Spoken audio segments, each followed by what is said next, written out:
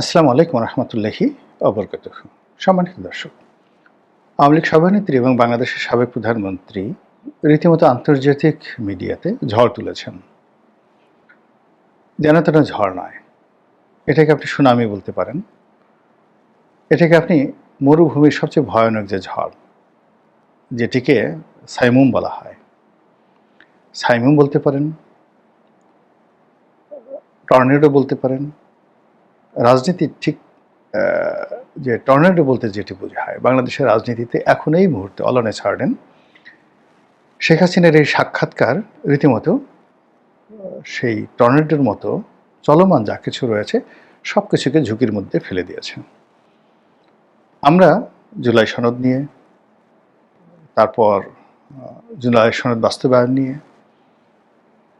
গণভোট নিয়ে, পিআর নিয়ে, ফেব্রুয়ারি মাসের নির্বাচন নিয়ে, সংবিধান সংশোধন নিয়ে, আইনশৃঙ্খলা নিয়ে যে সকল আলোচনা গত 14 মাস ধরে করছিলাম, তার মধ্যে মনে হচ্ছিল যে আমাদের সব কিছু এভাবেই চলবে। এখানে কোনটা লাউ কোনটা কদু এগুলো নিয়ে আমরা বিতর্ক করব। ডক্টর মোহাম্মদ ইউনূস 5 বছর থাকবেন না 50 বছর থাকবেন, নাকি তিনি এই ফেব্রুয়ারি মাসেই ইলেকশন করে চলে যাবেন, এই বিষয়গুলো নিয়ে যখন আমরা একেবারে নিজেদের তকদির মনোভাব কথাবার্তা একদম ফাইনাল করে ফেলেছে, ঠিক সেই সময়টাতে শেখ হাসিনা হঠাৎ করে অনেকগুলো আন্তর্জাতিক গণমাধ্যমে একই সঙ্গে সাক্ষাৎকার দিলেন। এটা হলো কি করে? এরকম ঘটনা তো ডোনাল্ড ট্রাম্প কখনো করতে পারেননি, আর পারবেনও না। কিংবা Bill Clinton, Barack Obama, George W Bush,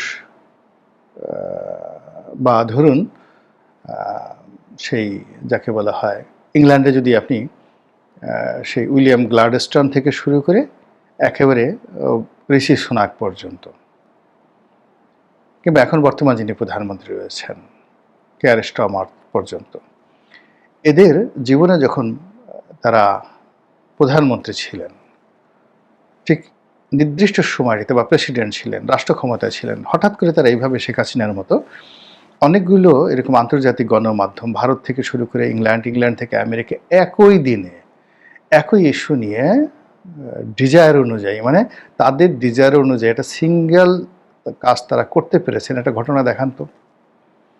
2 নম্বর হলো যে তাদের যখন ক্ষমতা চলে গেছে কেউ তাদেরকে ডেকে জিজ্ঞাসা করেনি। এখন বলেন তো বিল ক্লিন্টন, বারাক ওবামা, কিংবা ধরুন সেই ইংল্যান্ডের আপনি 10 জন সাবেক প্রধানমন্ত্রী, এদের নামও কেউ জানে না, আমরা সবাই ভুলে গেছি তাদের নাম। আপনি থেরেসা মে কিংবা সেই টনি ব্লেয়ার, আপনি টনি ব্লেয়ারকে যদি টিকিট ভাড়া দেন, টিকিট পাঠান আর হোটেল ভাড়া দেন আর $5,000 আপনি দেন, আপনি বাংলাদেশে এনে আপনি তাকে একেবারে আপনার বাড়িতে নিয়ে যেতে পারবেন, বিয়ের অনুষ্ঠানে নাচাতে পারবেন। This is the reality. তো সেইখানে এবং সেই খবর মানে টনি ব্লেয়ার আসছে আমাদের বাংলাদেশে ছাপা হবে, কিন্তু ব্রিটেনের একেবারে রাস্তার যে ওপেনটি বাস্কুপ মাকড়া পত্রিকা, সেই পত্রিকায় টনি ব্লেয়ারকে নিয়ে কোনো খবর ছাপা হচ্ছে না, হবেও না। একমাত্র ফেসবুক টুইটার হলো তাদের একমাত্র ভরসা। তো সেখানে বাংলাদেশের ক্ষমতাচ্যুত প্রধানমন্ত্রী, যাকে আমরা ফ্যাসিস্ট বলছি, যাকে আমরা ফাঁসিতে লটকাবো খুব তাড়াতাড়ি, যাকে আমরা ভারত থেকে ধরে আনবো, ধরে এনে তাকে আমরা এমন দৃষ্টান্তমূলক শাস্তি দেব যে শাস্তিতে সারা পৃথিবী কম্পমান হয়ে উঠবে এবং বাংলাদেশের মানুষ ভীত সন্ত্রস্ত হয়ে যাবে যে একটা কাজের কাজ হয়েছে, বাপের বেটা দাদা মিয়া একটা কাজ করেছেন বটে। ঠিক সেই সময়টাতে এরকম একটা সাক্ষাৎকার, তাও আবার যেন তেন নয়, আপনার ইন্ডিপেন্ডেন্ট, ব্রিটেনের দ্য গ্রেটেস্ট এবং সবচেয়ে নামকরা প্রভাবশালী পত্রিকা দ্য ইন্ডিপেন্ডেন্ট, এএফপি, তারপরে এপি, হিন্দুস্তান টাইমস, রয়টার্স, মানে এই কথাগুলো কি আপনাকে নতুন করে বলতে হবে বলেন তো? অ্যাজ ইট ইজ, মানে বিশ্ব গণমাধ্যম বলতে এদেরকে বোঝায়।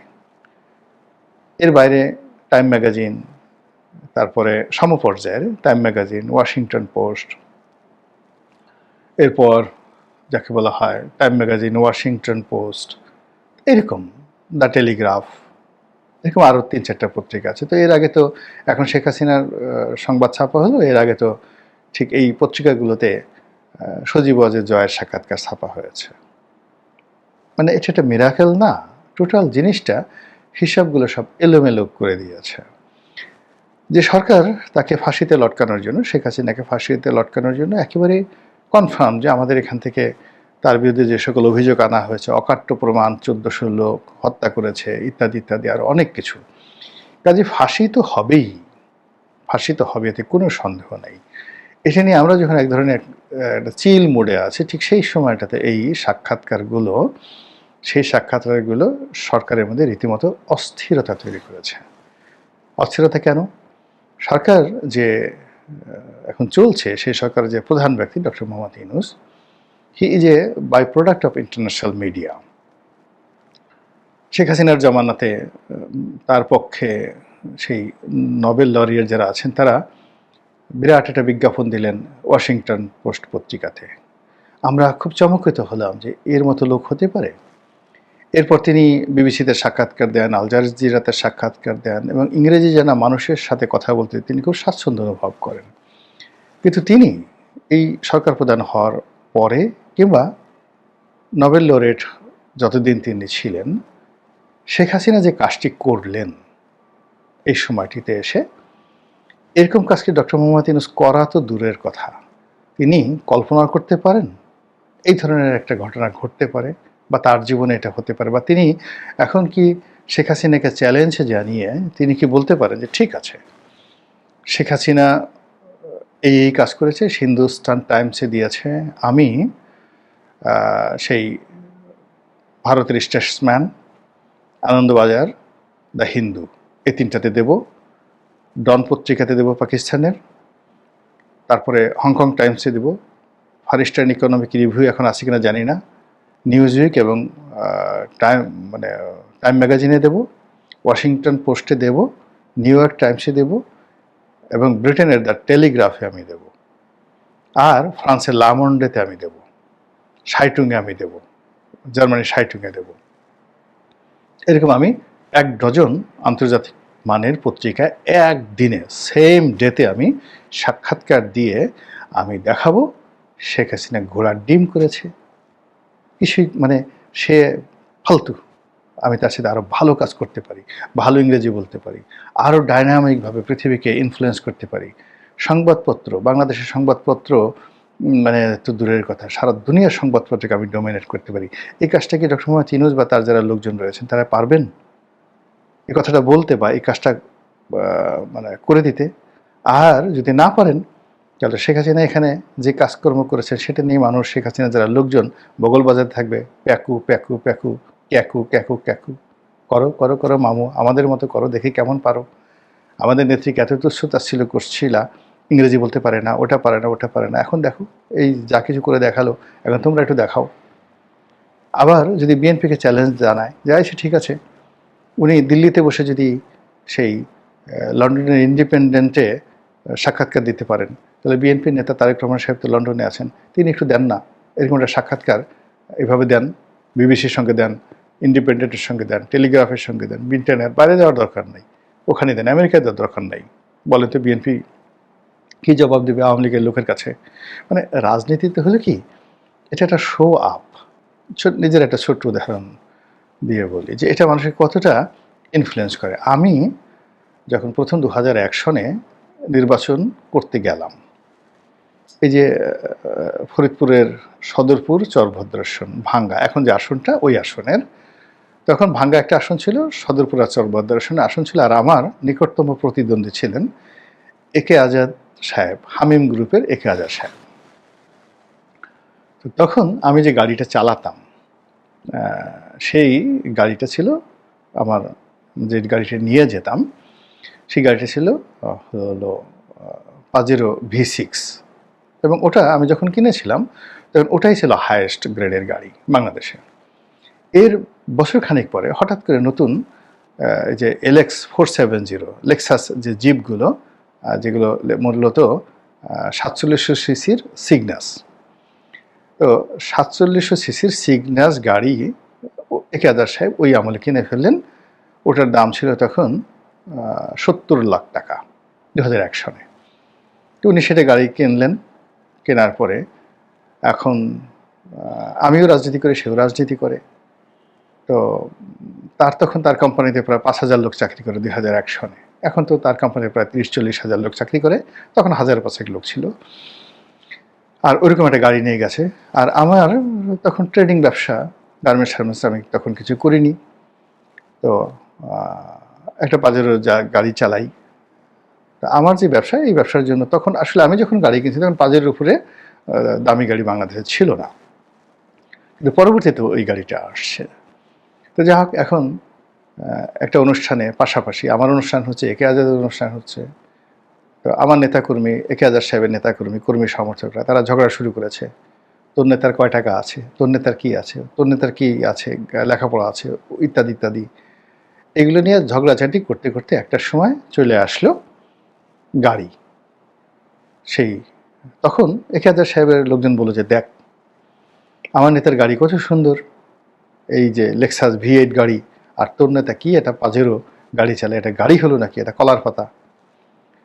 এখন আমার যারা নেতাকর্মী তারা খুব আহত হলো এবং রাতে এসে সার্কিট হাউসে, মানে সদরপুর যে ডাকবাংলাতে আমি থাকতাম, সেখানে এসে একেবারে কোনো কথা যে, নেতা দরকার হলে আমরা কিডনি বিক্রি করে দেবো, আপনাকে ওই একে আজাদের চেয়ে একটা ভালো গাড়ি কিনতে হবে, আদারওয়াইজ আমাদের মান সম্মান থাকে না। এবং আমাকে ঢাকায় এসে কি করতে হলো, সেই একে আজাদের যে গাড়ি তার চেয়ে আরও দামি গাড়ি, লেক্সাসের সবচেয়ে আপগ্রেড একটা ভার্সন কিনে তারপরে সদরপুরে যেতে হলো। এই রাজনীতিতে ভুং ভাং, মানে এরকম ভুং ভাং আছে, তার সাথে সাথে আবার শক্তি। এখানে আপনি আপনার যারা প্রতিপক্ষ আছে তাদের চেয়ে আপনার মাসেল পাওয়ার বেশি থাকতে হবে, অর্থ পাওয়ার বেশি থাকতে হবে, সাহস শক্তি বেশি থাকতে হবে। আপনি কিছু করেন আর না করেন, ভুং ভাঙা আপনার থাকতে হবে। যখন আপনার প্রতিদ্বন্দ্বী যেমন আপনাকে ঠিক তদ্রুপ, তার সেটা আরও 10 ডিগ্রি অ্যাঙ্গেলে বেশি যদি আপনি করতে না পারেন তাহলে হবে না। যেমন শেখ হাসিনা ধরেন এই বাংলাদেশ খুব শক্ত হাতে চালিয়েছেন, খুব শক্ত হাতে চালিয়েছেন। ডক্টর মোহাম্মদ ইউনূস শান্তির দূত, নরম হাতে চালাচ্ছেন। এখন বলছেন যে না, শেখ হাসিনাই ভালো ছিল, আমরা যে পেদানি খেতাম, মার খেতাম, গুম হতাম, এটাই ভালো। এবং এটা মানে দুঃখ পাওয়ার ব্যাপার নয়, এটাই হলো হিউম্যান সাইকোলজি। আপনি এই একই অবস্থা বনি ইসরায়েল জাতির মধ্যে ছিল। হযরত মুসা নবীকে বললেন, হে মুসা তুমি কি শুরু করলা, আমাদেরকে মিশর থেকে নিয়ে আসলে, আমরা সেখানে কত সুন্দর কাজকর্ম করতাম, আমরা মাঝে মধ্যে মার খেতাম, আমরা দাসী ছিলাম, দাস ছিলাম, ওখানে মিশরের যারা ভূমিপুত্র কিপ্তি তারা আমাদেরকে মারতো, কিন্তু আমরা তো পেঁয়াজ, আদা, গম, পোলাও, কুরমা, রোস্ট এগুলো খেতে পারতাম। আর এখানে তোমরা মরুভূমির মধ্যে আমাদেরকে আটকে রেখেছো, আকাশ থেকে বিকালবেলা খাবার পরে একই খাবার মান্না সালোয়া খেতে খেতে আমরা অস্থির হয়ে গেছি, বসে থাকতে থাকতে আমাদের মোটা হয়ে গেছে। এটাই একটা জীবন হলো? এই হলো মানুষের চরিত্র। মানে মানুষ কখনো তার বর্তমানকে নিয়ে সুখে থাকতে চায় না। তো সেই দিক থেকে ওই যে শেখ হাসিনা এখন যে আন্তর্জাতিক গণমাধ্যমে যে সাক্ষাৎকার দিলেন, যে সকল কথাবার্তা বললেন, সেটা তার যারা এই মুহূর্তে প্রতিদ্বন্দ্বী তাদের পুরো রাজনীতিকে তিনি একটা চ্যালেঞ্জের মধ্যে ফেলে দিয়েছেন, কর্মকাণ্ডকে চ্যালেঞ্জের মধ্যে ফেলে দিয়েছেন। এবং এটা মানে আওয়ামী লীগের লোকজন এখন গিয়ে দেখেন ফাটিয়ে ফেলছে। হায় হায়, নেত্রী যদি থাকতে হয়তো এমনই হওয়া উচিত। কিসের অবস্থা, আমরা আবার আসছি, আবার এটা মানে মুহূর্তের মধ্যে আপনি দেখবেন যে এরপরে আওয়ামী লীগের যে কয়টা আপনি মিছিল হবে, আপনি সেই মিছিল ঠেকাতে পারবেন না। এবং সেটা মিছিল ঠেকাতে হলে আরও ৩-৪ মাস আপনাকে সেই জুলুম অত্যাচার করে, মানে যাকে বলে পাছা লাল করে না দেওয়া পর্যন্ত আপনি সেই এই যে কয়েকটা সাক্ষাৎকারে আওয়ামী লীগ নেতাকর্মীদের মধ্যে যে উৎসাহ এবং উদ্দীপনা আসলো, এটা আপনি থামাতে পারবেন না। তো সেই দিক থেকে এখন সরকারের যারা লোকজন আছে তারাও তো এই কর্ম করেই আসছে। আন্তর্জাতিক মিডিয়া, আন্তর্জাতিক দাতা সংস্থা, বিভিন্ন এনজিও, বিভিন্ন প্রেশার গ্রুপ, বুদ্ধিজীবী মহল, থিঙ্ক ট্যাঙ্ক, তাদেরকে ম্যানেজ করেই তো আজকের এই পর্যায়ে আসছে। তো ঠিক সেই জায়গাটায় তারা যখন রাষ্ট্র ক্ষমতায় বসে শেখ হাসিনা যে কাজগুলো করেছেন সেই কাজগুলো তারা করতে পারছে না। আবার ওদিকে তারা যে কাজগুলো অতীতে করেছেন তার সাথে 100 গুণ বেশি দক্ষতা এবং ইফেক্টিভনেস নিয়ে শেখ হাসিনা হঠাৎ করে যে এতগুলো আন্তর্জাতিক গণমাধ্যমে সাক্ষাৎকার দিলেন, যেখানে মানে আমাদের দেশের একেবারে রাস্তার ফকির যারা সাংবাদিক, ফকির সাংবাদিক, তারাও যেখানে মনে করতে যে শেখ হাসিনার সাক্ষাৎকার নেয়ার দরকারই না, মানে এটা ব্যাপার হলো নাকি? তো সেখানে এই বড় বড় প্রতিষ্ঠানগুলোর সাথে তিনি যে সাক্ষাৎকার দিলেন, সেই সাক্ষাৎকার দিয়ে সরকার, বিএনপি, জামাত, এনসিপি তাদের সবাইকে রীতিমতো একটা চ্যালেঞ্জের মধ্যে ফেলে দিলেন যে নাও বাবা এবার দৌড়াও। এবং শেখ হাসিনা মানে এই কাজগুলো খুব ম্যাটিকুলাসলি করেন। আপনাকে একটা ছোট্ট উদাহরণ দিলে বুঝতে পারবেন। মানে মুন্নুজান সুফিয়ান নামে একজন শ্রমিক নেত্রী খুলনা অঞ্চলের, তো তাকে মন্ত্রী বানিয়ে দেওয়া হলো, শ্রম কল্যাণ মন্ত্রী।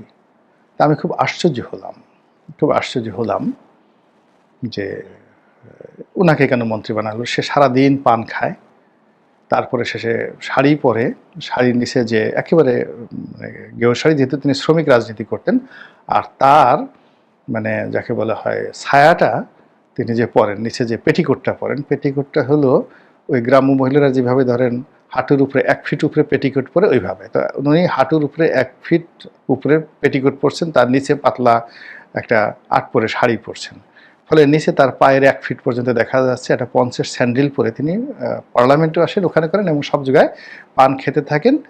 আর মুখ মাশাল্লাহ সোপা, মানে যদি কাউরে গালি দিতেন কিসের সেফায়েতুল্লাহ, সেফুদা বা এখন পিনাকি ঠেনাকি গালাগালি করে, এরা মনোজান সুফিয়া যদি গালাগালি শুরু করে ওরা মানে রীতিমতো আত্মহত্যা করবে, এরকম ছিল তার মুখের ভাষা। রাগ হলে এরকম কথাবার্তা বলতেন। অনেক যোগ্য নেত্রী ছিলেন নিঃসন্দেহে, কিন্তু তাকে মন্ত্রী বানিয়ে দেওয়া হলো। তো আমি এটা নিয়ে একদিন একজন সচিবের সঙ্গে কথা বলছিলাম যে সচিব সাহেব এটা কেন হলো, কিভাবে হলো। তো তিনি বললেন যে দেখুন, আমরা যারা সচিব আমাদের মধ্যে একটা ভাবসাব আছে, টাই পড়তে হবে, কোট পড়তে হবে, ইংরেজিতে কথা বলতে হবে। তা আমাদেরকে আসলে এরকম দমন করার জন্য, একটা উচিত শিক্ষা দেওয়ার জন্য এরকম মুন্নুজান সুফিয়ানকে এখন মন্ত্রী বানিয়ে দেওয়া হয়েছে। এখন ওনার আন্ডারে যারা সচিব থাকবে তার তো এখন ওর পিছনে পিছনে ছাড় বলে জর্দা নিয়ে, পানির ডিব্বা নিয়ে আর চুন নিয়ে তার পিছিয়ে পিছিয়ে ঘোরা ছাড়া আর কোনো উপায় থাকবে না। তো সচিবদেরকে শিক্ষা দেওয়ার জন্য এর সেটা বড় আর হাতিয়ার হতে পারে না। This is Sheikh Hasina in 2009।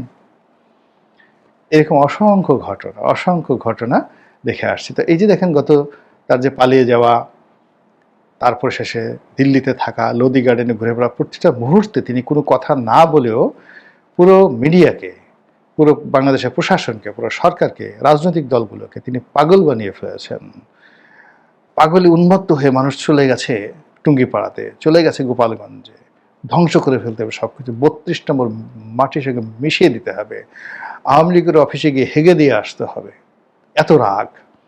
তো হাগা শেষ, পেশাব করা শেষ, তারপর তিনি এমন চাল চাললেন, কে বা কারা গিয়ে সেই হাগা পায়খানা পেশাব নিজেদের পায়খানা নিজেরাই পরিষ্কার করলো। তারা সেখানে অফিস করবে, সব কিছু করবে। এখন সেই অফিসেরও নাম নাই, আওয়ামী লীগ অফিস ঝকঝক তকতকে করছে। তিনি এমনভাবে উত্তেজিত করলেন, 32 নম্বর ভেঙে ফেলা হলো। আমার কাছে তো মনে হচ্ছে যে শেখ হাসিনা ইচ্ছে করে এই কাজটি করছেন যেন 32 নম্বরটা ভেঙে ফেলা হয় এবং এটা গ্লোবালি সরকারের জন্য একটা লায়াবিলিটিস তৈরি হয়। It's a part of her master plan, তিনি চেয়েছেন।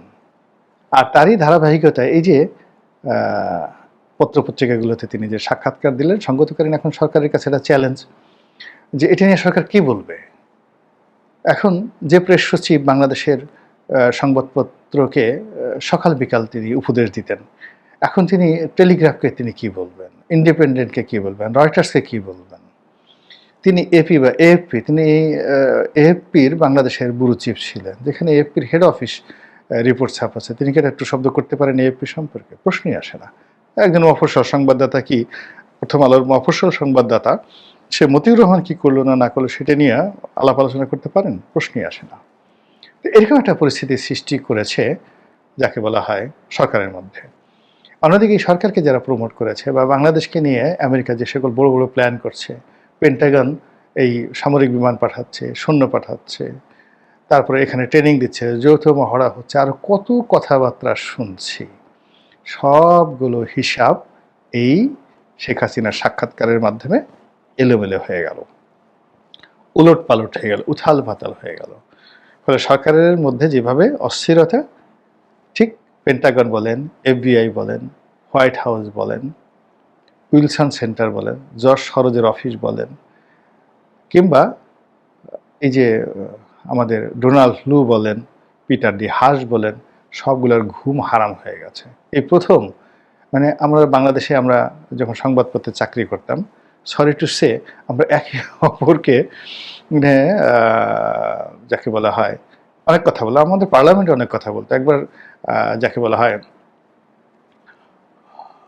সালাউদ্দিন কাদের চৌধুরী, তিনি পার্লামেন্টে বললেন যে মাননীয় স্পিকার, আমি তো রীতিমতো সোদনা হয়ে গেলাম, রীতিমতো সোদনা হয়ে গেলাম।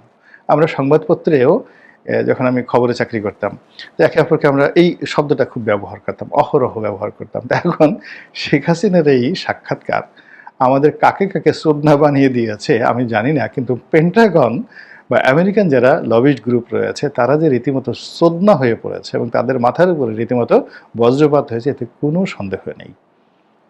মহান আল্লাহ আমাদের সবাইকে হেদায়েত দান করুন এবং হেফাজত করুন। আসসালামু আলাইকুম ওয়া রাহমাতুল্লাহি ওয়া বারাকাতুহু।